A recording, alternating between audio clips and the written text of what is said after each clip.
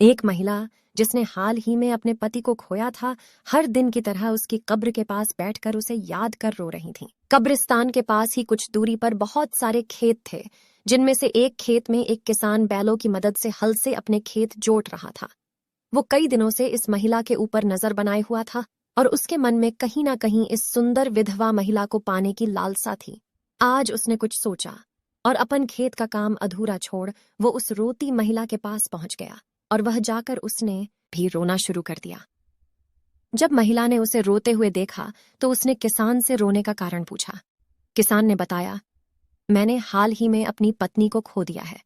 मैं अपनी पत्नी से बहुत ज्यादा प्रेम करता हूँ, इसीलिए उसको याद करके रोने से मुझे अच्छा महसूस होता है। और मुझे अपने पति को, महिला ने कहा, और उसकी आंखों से आंसू की धार बहने लगी। वहां पर कुछ समय के लिए दोनों मौन हो गए। थोड़ी देर बाद किसान बोला, चूंकि तुम और मैं एक जैसे हैं, तो क्या तुम मुझसे शादी करोगी?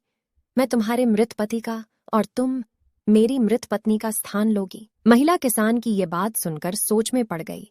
काफी देर तक अपने विचारों में खोए रहने के बाद उसे ये प्रस्ताव वास्तव में काफी उचित लगा।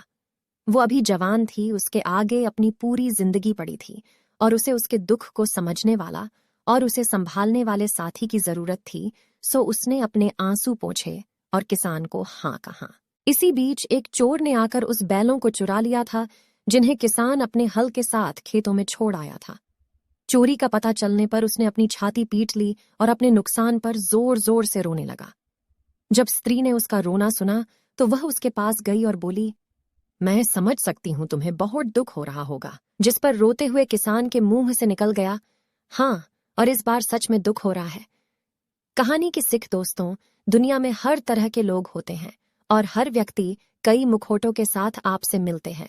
इसलिए बिना अच्छी तरह पहचाने या जांच टटोल के हमें किसी पर भी आंखें मिंचे भरोसा नहीं करना चाहिए।